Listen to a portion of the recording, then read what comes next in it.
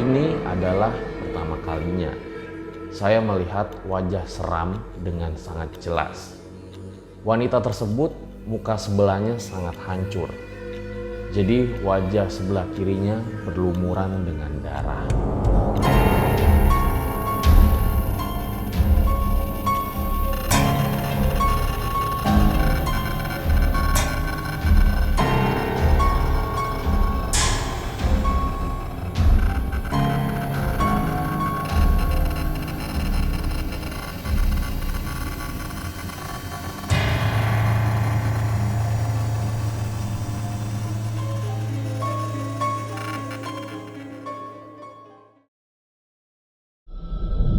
Kembali lagi bersama gua Fajar Aditya. Kali ini di Om Mamat edisi di rumah aja.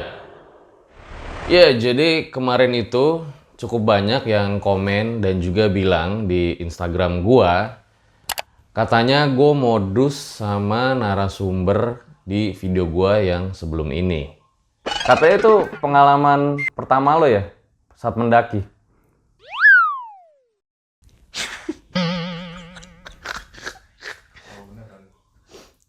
Emang kalian tuh ada-ada aja ya nyebarin isu-isu dan konspirasi kayak gitu. Tapi gue nggak harus klarifikasi kan di video kali ini. Anyway, di episode kali ini kita akan menyelesaikan cerita horor lantai 12. Karena memang masih banyak misteri yang belum terungkap di kantor tersebut. Sedikit flashback. Lantai 12 adalah salah satu cerita horor yang cukup viral ketika diposting di thread Twitter Rian. Dan kisahnya sendiri mengisahkan Alfi, seorang penjaga kantor yang berada di Bilangan, Jakarta Selatan. Kerap kali mendapat gangguan-gangguan dan teror-teror yang tidak masuk akal. So, buat kalian yang belum nonton cerita sebelumnya, gue harap tonton dulu agar kalian dapat mengerti jalan ceritanya di video pada kali ini. So langsung aja, buat kalian yang penasaran tentang kelanjutannya, berikut adalah ceritanya.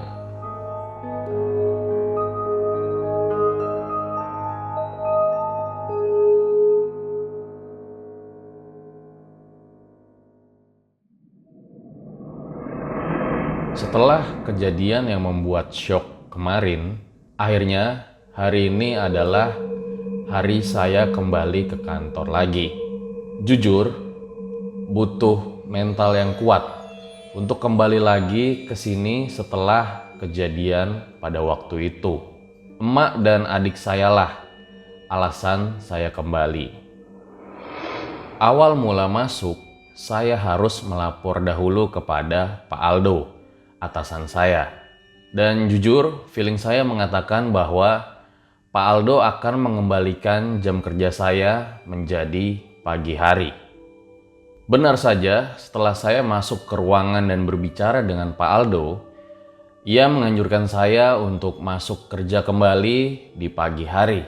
Tapi pada saat itu saya berucap, "Pak, kalau boleh milih, saya ingin tetap jaga di malam hari saja, agar saya dapat membantu emak di pagi hari. Tapi kalau memang itu sudah keputusan Pak Aldo, saya akan menerimanya." Pak Aldo hanya terdiam saja mendengar jawaban saya dan menatap tajam ke arah mata saya. "Vi, setiap keputusan yang diambil pasti ada resikonya. Entah buat kamu, saya, maupun buat perusahaan. Biar saya pikirkan dahulu. Besok akan saya kabari via WhatsApp." "Baik Pak, terima kasih." Saya pun kembali pulang ke rumah. Menurut saya lumayan. Hitung-hitung dapat hari libur 1 hari lagi.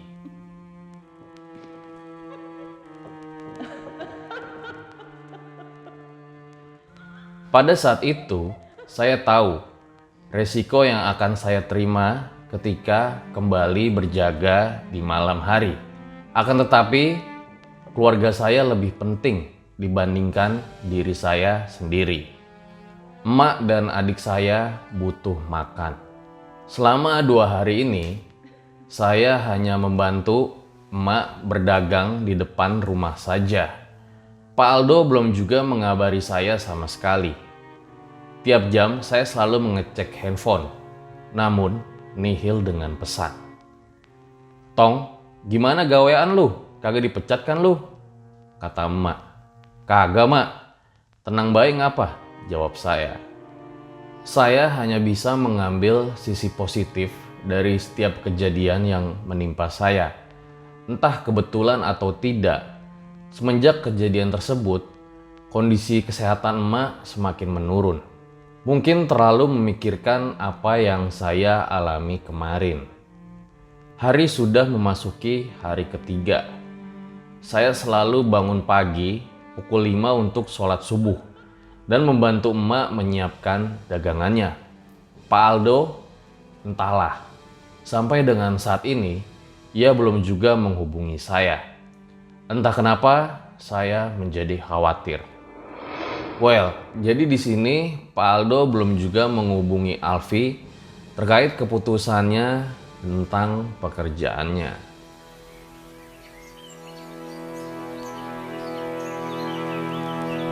Jam 2 siang, tidak ada juga pesan dari Pak Aldo.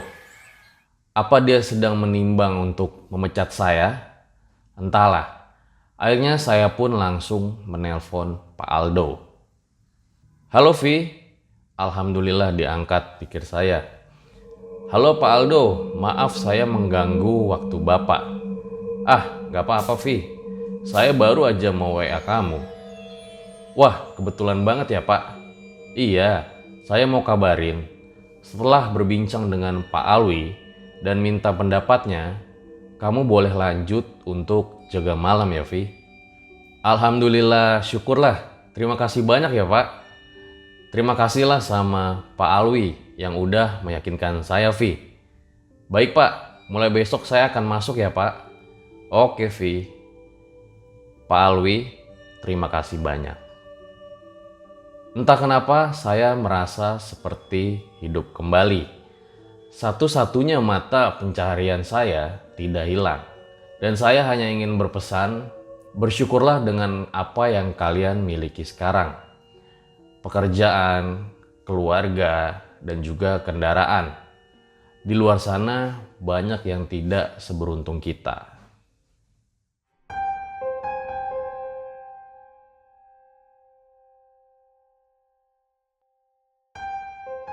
Jam menunjukkan pukul 2 siang dan saya sudah bersiap-siap untuk berangkat ke kantor. Tiba-tiba emak datang ke kamar. "Tong, jangan lupa, lu doa ya. Emak doain deh, semoga rezeki lu lancar. Kalau ada apa-apa, tetap kudu kuat ya Tong." "Iya mak, doain yang baik-baik aja buat Alfi." "Iya, lu sholat jangan dilupain Vi." "Iya mak, saya adalah tipe orang yang nurut sama emak semenjak kepergian Babeh. Saya bersumpah buat jaga emak dan adik saya." Saya meluncur ke kantor, excited tapi ada rasa deg-degan juga. Sampai di kantor, saya langsung menghadap Pak Aldo terlebih dahulu. Laporan kalau saya sudah siap untuk lanjut kerja lagi. Belum sampai di ruangannya, ternyata Pak Aldo ada di depan kantor. "Sore Pak." Iya Vi, sore. Gimana? Udah siap jaga malam lagi?" "Udah Pak, lahir dan batin saya siap."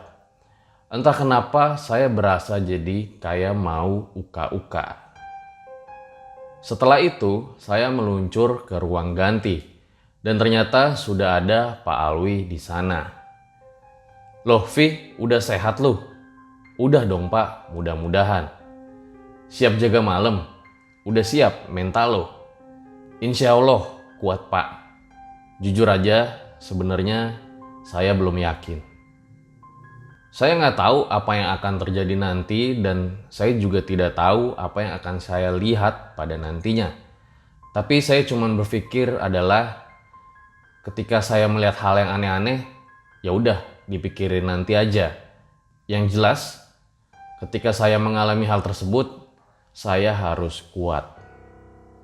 Setelah mendapat pengarahan dari Pak Aldo, kita semua langsung menuju pos masing-masing. Sialnya, saya langsung kedapatan jaga di pos dalam. Iya, di depan lift.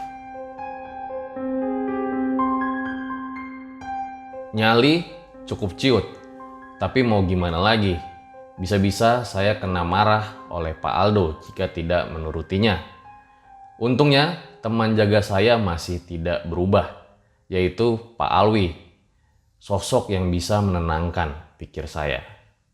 Singkat cerita, ini adalah hari ke-7 saya masuk ke kantor kembali. Dan percaya atau tidak, selama seminggu itu saya sama sekali tidak mendapatkan gangguan. Cukup aneh memang. Tapi bukan berarti saya jadi santai. Mungkin aja mereka lagi nggak mood buat ganggu saya. Atau mungkin mereka malas ganggu saya yang memang penakut ini. Buang-buang energi saja, mungkin pikir mereka.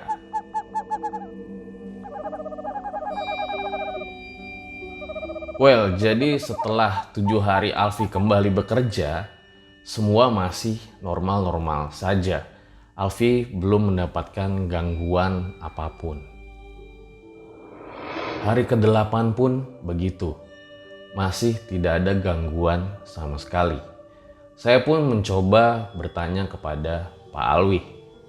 Pak, ini udah hari ke-8 sejak saya masuk lagi. Kok tumben gak ada yang ganggu saya ya? Lu tuh bego apa gimana sih, Vi? Kalau gak diganggu ya syukurlah. Kenapa lo jadi nantang gitu? Saya diam, benar-benar terdiam pada saat itu. Ada satu kata dari Pak Alwi yang membuat saya langsung kepikiran.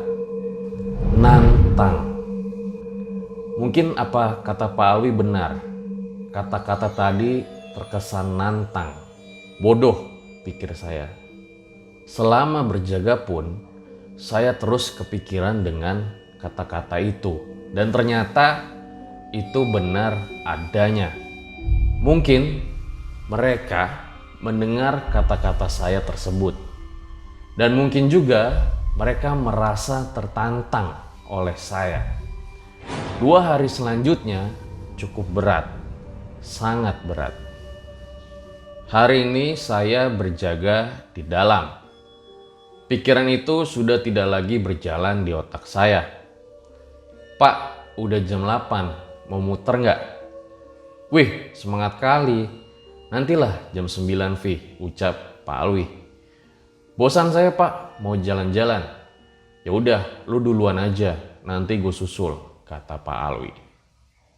Akhirnya, saya pun berjalan duluan. Seperti biasa, setiap lantai ruangannya harus saya cek. Dan ini tumben juga kenapa saya berani untuk sendirian ke atas. Rasanya ketakutan di dalam badan saya mulai hilang. Lantai 1 sampai 6 tidak ada apa-apa. Semua berjalan lancar. Layaknya manusia, bila sudah merasa di dalam zona nyamannya, ia akan lupa dengan apa yang pernah terjadi. Di lantai 7 gelap. Jadi di lantai ini memang sedang dalam perbaikan selama 1 minggu. Jadi kondisi lantainya memang kosong. Ting, pintu lift terbuka. Saya arahkan senter ke arah kanan dan kiri. Sepertinya tidak ada yang harus diperiksa di lantai ini. Saya pencet tombol tutup pintu liftnya, akan tetapi ketika pintu lift belum tertutup, ada suara dari arah luar lift. Duk duk duk duk. Seperti suara apa itu? Saya kaget, saya langsung cepat memencet tombol buka lift. Suara tersebut seperti ada orang lari dalam pikiran saya. Saya pun menoleh keluar dan dengan senter saya kembali mengarahkan ke arah kanan dan kiri. Saya masih dalam keadaan ragu. Apakah saya harus memeriksa ini? Jujur saya takut, sangat takut pada saat itu. Akan tetapi jika tidak saya periksa, saya takutnya itu memang benar-benar orang karena saya mendengar ada suara langkah kaki di sana. Bismillah, saya harus berani. Akhirnya saya langsung keluar dari lorong lift tersebut menuju lorong yang ada di lantai. Perlahan saya berjalan, senter saya arahkan ke setiap sudut ruangan yang gelap. Sial, merinding, pikir saya. Jantung saya rasanya berdegup sangat kencang. Hoi, siapa tadi yang lari? Saya coba memecah keheningan, berharap ada yang menjawab. Namun ternyata, sial, tidak ada yang menjawab. Brengsek dalam hati saya. Saya tidak peduli, akhirnya saya menuju ke lift kembali. Cahaya dari dalam lift sangat terang. Belum sampai di situ, tiba-tiba ada sesuatu yang membuat saya berhenti. Ada bayangan orang, dan bayangan itu berasal dari dalam lift. Seakan-akan sedang ada yang berdiri di dalamnya. Pak Alwi. Saya mencoba memanggil, tapi tidak ada jawaban. Pikiran saya sudah mulai buyar pada saat itu. Saya berjalan perlahan menuju lift. Pak, gak lucu ya Pak? Badan mulai bergetar hebat. Saat itu saya merasakan merinding yang sangat luar biasa. Hening, jantung yang semakin berdegup dengan kencang. Tiba-tiba, duk duk duk duk duk duk. Kembali, ada suara seperti orang lari dari belakang saya. Saya pun langsung menoleh, akan tetapi tidak ada apa-apa. Brengsek, teriak saya. Saya pun langsung kembali menoleh ke arah lift dan bayangan itu sudah tidak ada sama sekali. Tanpa basa-basi, saya langsung berlari masuk ke dalam lift dan menuju ke lantai dasar. Nafas saya sudah berat, capek rasanya. Ini baru permulaan, ini baru perkenalan kembali. Setelah mengalami kejadian aneh tersebut, saya pun langsung tidak meneruskan lagi. Pamit dengan Pak Alwi. Untung mereka semua dapat mengerti. Well, jadi setelah masuk kembali ke kantor, ini adalah pengalaman horor pertama Alfi ketika berjaga malam kembali.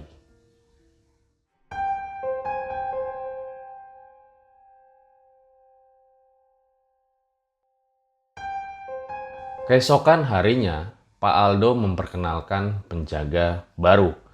Entah apa yang dipikirkan oleh Pak Aldo, biasanya akan ada seleksi dulu untuk penjaga malam. Akan tetapi penjaga baru ini langsung ditaruh untuk berjaga malam. Kita sebut saja namanya Usman. Selama saya jaga pagi, saya tidak pernah kenal ataupun melihat si Usman ini. Kelihatannya masih muda, mungkin masih seumuran dengan saya, tapi dia sudah kelihatan sangat akrab dengan Pak Aldo. Usman datang menggantikan salah satu penjaga malam di sini. Saya tidak mau menyebutkan namanya karena memang belum minta izin untuk memasukkannya ke dalam cerita, walaupun menggunakan nama samaran.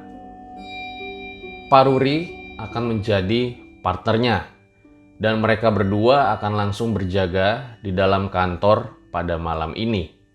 Saya dan Pak Alwi akan berjaga di pos depan, tempat favorit saya. Jam menunjukkan sudah pukul 11 malam. Saya belum mendengar ada hal aneh dari dalam kantor. Batin saya berkata, mungkin masih baru, jadi belum kena usil. Seperti biasa, saat berjaga malam, saya dan Pak Alwi bergantian tidur agar tetap bisa pantau keadaan. Kali ini Pak Alwi yang tidur duluan. Saya maklumi karena memang umur beliau yang sudah tidak muda lagi. Dan tidak lama saya melihat ternyata Pak Alwi sudah tertidur. Cepat sekali aki-aki ini, pikir saya. Selama Pak Alwi tidur, gangguan yang saya alami cukup ringan. Kayak lemparan batu ke kaca, suara cekikikan cewek, hingga lemparan pasir. Saya akan merasa cuek sebelum mereka menampakkan wujudnya. Yang aneh itu ya lemparan pasir. Padahal saya berada di pos yang tertutup dengan pintu yang tertutup juga. Akan tetapi saya merasakan ada pasir yang terlempar ke arah saya. Masa pasirnya bisa tembus? Itulah yang membuat saya cukup bingung. Tetap coba stay cool aja, tiba-tiba HT berbunyi. Monitor, Vi? Iya bang, ada apa? Di sini bau busuk banget, Vi. Ah, bau busuk gimana bang? Tiba-tiba saja balasan terputus. Suara itu dari pos belakang yang memang cukup sering diganggu di sana, tapi memang tidak se-ekstrim di dalam kantor. Bang, tetap nggak ada jawaban. Oi bang, masih juga nihil.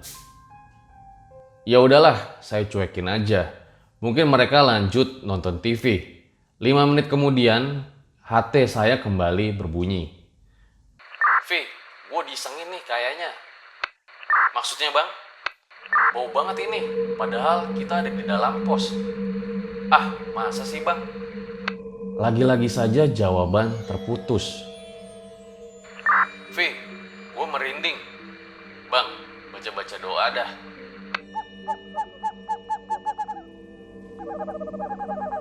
Astaga! Tiba-tiba mereka teriak. Gue pun cukup kaget dengan teriakan mereka dan mencoba memanggil-manggil lagi lewat HT. Bang, kenapa bang? Bang.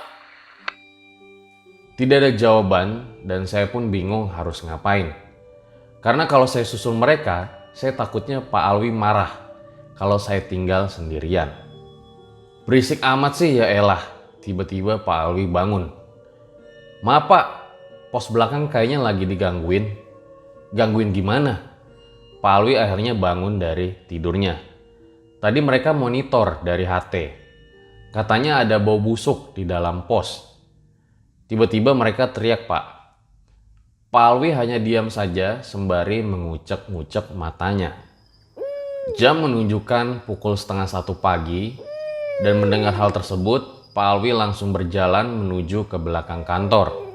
Sementara saya panggil-panggil mereka via HT. Nggak ada jawaban juga. Feeling saya mengatakan mungkin mereka semua pingsan. Sudah 10 menit sejak Pak Alwi ke belakang, belum ada tanda-tanda kabar dari Pak Alwi. Jadi saya benar-benar kepo, sebenarnya ada apa yang terjadi di belakang sana.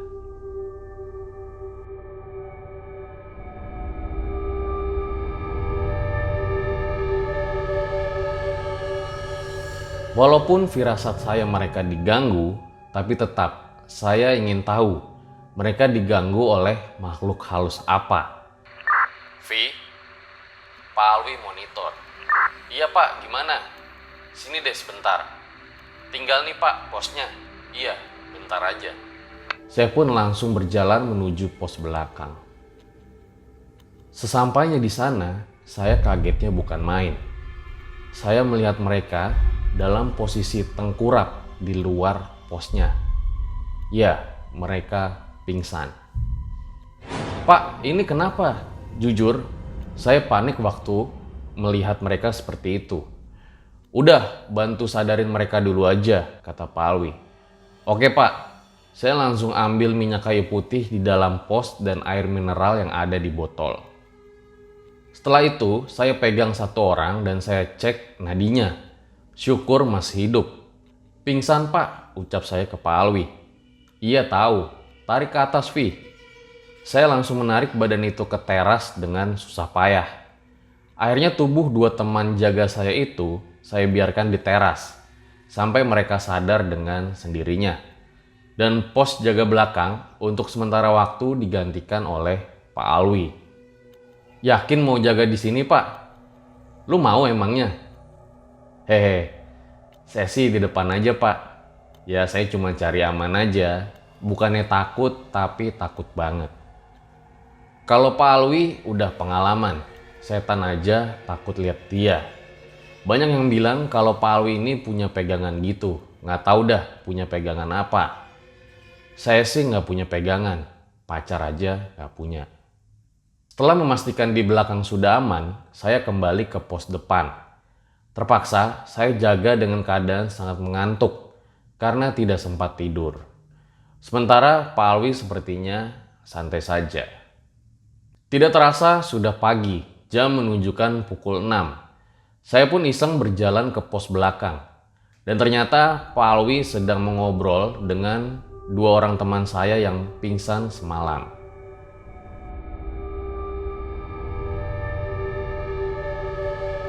Walaupun saya penakut, tapi saya penasaran apa sebenarnya yang mereka alami semalam. Setelah saya tanya, mereka pun menjawab. Jadi pas kita lagi bincang itu, Vi, gue berdua keluar pos buat nyari sumber baunya. Terus kita udah berdua celingak-celinguk sampai ke bocokan sana. Karena nggak nemu, ya udah kita balik lagi ke pos. Akan tetapi pas lihat ke atas pos, kita lihat ada sosok pocong berdiri di atas, Vi. Seriusan, Bang? Iya serius. Itu pocong lagi anteng liatin kita berdua, Vi. Ih, gue sampai merinding nih ceritainnya, kata mereka. Abis itu pingsan lu? Belum. Di situ gue berdua kayak kaku gitu. Bener-bener kaku gak bisa gerak. Akhirnya kita pingsan karena gak kuat ngeliatnya, Vi. Well, jadi dua orang penjaga yang berjaga di pos belakang semalam pingsan dikarenakan melihat sosok pocong di atas pos mereka yang sedang melihat ke arah mereka berdua.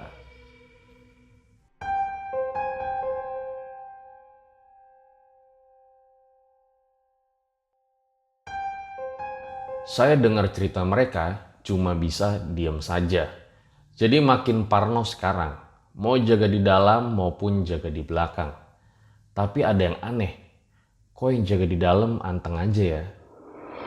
Saya coba monitor mereka lewat HT, tapi tidak ada jawaban. Akhirnya saya inisiatif buat melihat mereka. Takut mereka berdua kenapa-kenapa. Belum sampai ke tempat jaganya, saya lihat mereka berdua dari jauh sedang asik tidur. Pantes aja anteng, ternyata dari malam sampai pagi mereka tidur. Mau saya laporin ke Pak Aldo tapi tidak enak. Pasti mereka belum sempat cek ke atas nih. Ya udahlah, biarin aja, saya tidak peduli juga. Selang 2 hari, kini saya yang harus jaga di dalam. Pak Alwi izin tidak masuk karena harus pulang kampung. Ada urusan yang harus dia selesaikan di sana. Jadi jika kalian tanya saya sama siapa, jawabannya adalah saya jaga sendiri. Jaga di dalam sendiri, selesai sudah. Mental saya sudah ciut. Mau alasan izin gak masuk, tapi udah terlanjur datang. Mau gak mau harus tetap jaga. Jam 8 saya masih merasa biasa aja. Belum ada pertanda the demit mau muncul. Hawa masih dingin, belum bercampur aura mistis. Setengah jam kemudian sudah mulai ada aktivitas. Saya mendengar ada suara di arah lorong. Bulu ini rasanya sudah mulai merinding. Saya tetap cuek, suara langkah kaki tersebut pernah saya dengar, jadi sekarang sudah merasa biasa saja. Lagi-lagi ada yang melempar pasir. Saya noleh ke kiri, gelap, nggak sengaja saya lihat sekelebat bayangan putih lewat. Oke, hawa udah mulai tidak enak. Jam 9, udah saatnya saya cek lantai di atas. Jujur saya takut, akan tetapi saya penasaran dengan apa yang akan saya lihat pada nantinya. Ting! Suara pintu lift terbuka. Tiap lantai sudah saya cek. Gangguan ada, tapi seperti hanya suara berbisik, dan itu pun saya hiraukan. Tiba di lantai 8, salah satu lantai yang horor juga. Saya mendengar suara tawa dari arah balik tembok. Saya ingin memastikan apakah saya memang benar-benar mendengar suara tersebut atau tidak. Sunyi, gelap, dan suara tawa tersebut sudah tidak ada lagi. Baiklah, saya kembali menuju ke lift. Dan tidak lama ada di lantai 12. Keterlaluan. Dalam hati saya bergumam. Saya pencet lagi tombol lift. Logika aja, gimana caranya itu lift bisa ke lantai 12? Padahal saya sama sekali tidak memencet tombol lantai tersebut.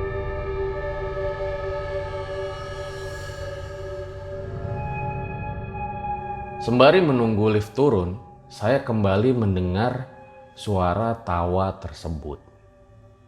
Suaranya jelas ada di telinga saya, terasa sangat dekat. Karena suara tawa tersebut akhirnya membuat nyali saya semakin ciut, menjadi gelisah. Jadi di sini liftnya itu berada di lantai 12. Padahal Alfi tidak merasa memencet tombol lantai tersebut. Dan tidak lama dia pun kembali mendengar suara ketawa dari wanita tersebut.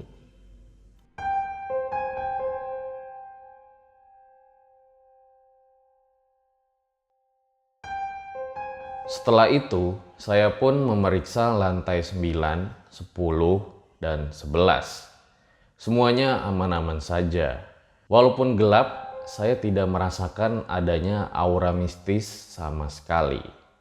Hingga akhirnya, tibalah saya harus memeriksa lantai 12. Tiba-tiba saja jantung berdegup sangat kencang. Saat pintu lift terbuka, seperti biasa, aura mistis langsung sangat terasa. Sampai saat ini saya masih penasaran, apa yang membuat lantai ini sangat berbeda dengan lantai lainnya. Memang sudah dijelaskan kalau korban bunuh diri itu dulunya kerja di lantai ini. Tapi masih sedikit tidak masuk akal kalau menurut saya. Baiklah, saya mulai berjalan keluar. Perlahan saya berjalan. Sepi sekali, sangat sepi. Penerangan yang ada pada saat itu hanya berasal dari senter saya. Saking sepinya, langkah kaki saya pun terdengar oleh saya sendiri. Dek, dek, dek. Saya berhenti sejenak. Saya diam. Saya merasa ada langkah kaki setelah langkah saya. Setiap saya melangkah, suaranya seperti bergema. Seketika, bulu kuduk di punggung hingga leher saya merinding. Sial dalam batin saya. Masa bodoh, saya lanjut berjalan mengelilingi ruangan di lantai 12. Tembok di kantor ini terbuat dari triplek, sehingga ketika ada pukulan atau benturan akan terdengar dengan sangat jelas. Ketika saya sedang berjalan, tiba-tiba saja ada suara buk.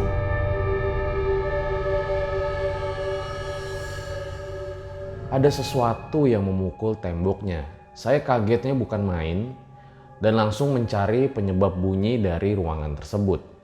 Ketika saya sudah masuk, nihil, tidak ditemukan apapun. Saya mengarahkan senter ke segala sudut ruangan, tapi tetap tidak ada siapapun. Dan feeling saya pun mengatakan kalau saya harus segera keluar dari ruangan ini. Saya pun menuruti apa feeling saya. Ruangan terakhir adalah ruangan di mana korban bunuh diri tersebut bekerja. Kali ini saya benar-benar merasa takut. Ketika saya membuka ruangan tersebut, tiba-tiba saja ada hembusan angin. Saya tidak tahu dari mana asalnya angin tersebut. Tapi yang jelas saya benar-benar terkena hembusan anginnya. Saya mencoba mencek jendela, ditakutkan ada jendela yang rusak, pecah, atau bolong. sehingga angin dapat masuk ke dalam. Akan tetapi ketika saya cek, ternyata jendela tidak ada yang rusak.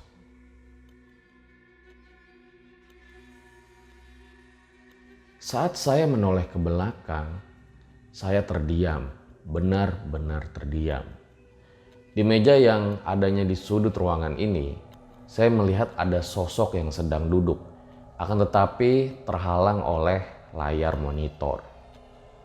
"Mas, Mbak, kok lembur nggak bilang-bilang ke kita sih?" Dan sama sekali tidak ada jawaban dari sosok tersebut. "Mbak, Mas, saya coba arahkan senter ke sana. Sekarang jelas, ternyata itu adalah seorang wanita. Tapi wanita tersebut sedang dalam keadaan menunduk. Dan ada sedikit cahaya yang keluar dari layar monitornya. Dan menurut saya itu menandakan bahwa komputernya sedang menyala. Akhirnya saya mencoba berjalan menuju ke meja tersebut. "Mbak, dipanggil bukannya jawab ya." Kemudian secara perlahan saya melihat wajahnya. Astagfirullah, saya benar-benar kaget dan teriak sekuat-kuatnya ketika melihat wajah wanita tersebut. Saya langsung berlari menuju pintu luar dan mengarah ke pintu lift. Saat itu saya benar-benar takut sekali. Badan saya sampai menggigil dan keringat mulai mengucur sekujur badan saya. Saya langsung masuk ke dalam lift dan langsung memencet tombol lantai 1, persetan dengan lantai yang di atas. Di dalam lift saya hanya bisa pejamkan mata, sementara badan saya masih bergetar dengan sangat hebat. Saya berdoa sekuat tenaga di dalam hati, apapun doanya akan saya bacakan. Tidak lama kemudian, suara pintu lift terbuka. Ting! Saya pun membuka mata saya dan mengarahkan pandangan ke nomor lantai yang ada di lift tersebut. Dan ternyata masih berada di lantai 12. Astaga, saya berani bersumpah kalau lift tersebut sudah turun ke bawah. Akan tetapi kenapa nomor lantai tersebut masih menandakan di lantai 12? Saya langsung pencet tombol untuk menutup pintunya dengan keadaan panik. Untungnya saat pintu terbuka tidak ada apa-apa. Badan saya sudah sangat lemas saat itu, rasanya ingin pingsan saja. Saat pintu lift tertutup, saya kembali memejamkan mata. Saya mencoba menguatkan mental, walaupun saat itu benar-benar sangat takut sekali. Ting! Pandangan saya kembali ke arah nomor lantai yang ada di lift tersebut.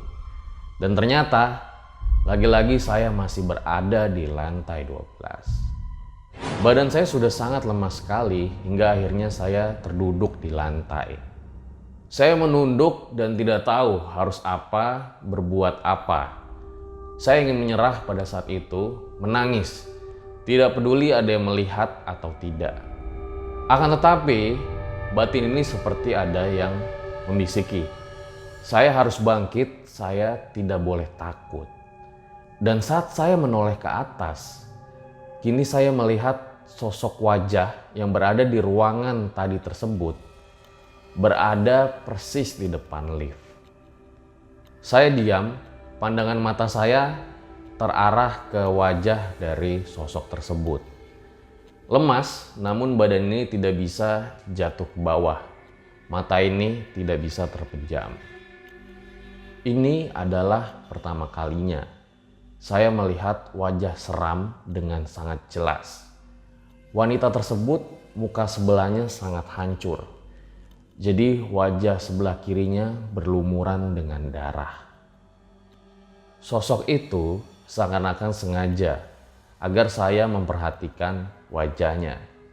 Tidak lama, tiba-tiba dia meminta tolong kepada saya. Saat itu juga saya merasa pandangan gelap menghitam. Saya tersadar, pandangan sedikit memudar. Saya masih menerawang di mana saya sekarang. Apakah saya sudah mati? Sadar juga akhirnya terdengar suara dari arah kanan saya. Saya menoleh dengan pandangan memudar.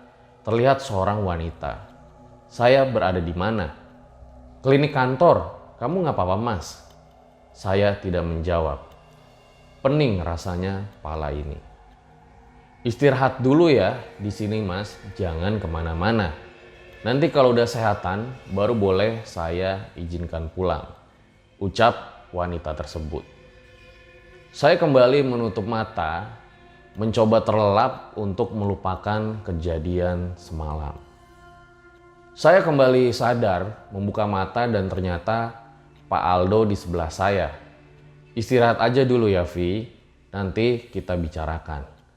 Saya tidak menjawab, seluruh badan terasa sangat lemas sekali. Butuh waktu hampir 1 hari untuk mengembalikan tenaga saya. Bayang-bayang wajah sosok malam itu masih terngiang di pikiran. Terkadang saat pandangan saya kosong, bayang wajah tersebut kembali datang.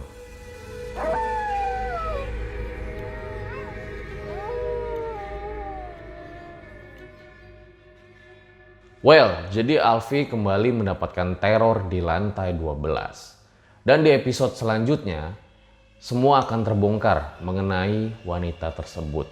Dan juga Pak Alwi akan membawa seseorang yang dapat membersihkan kantor ini.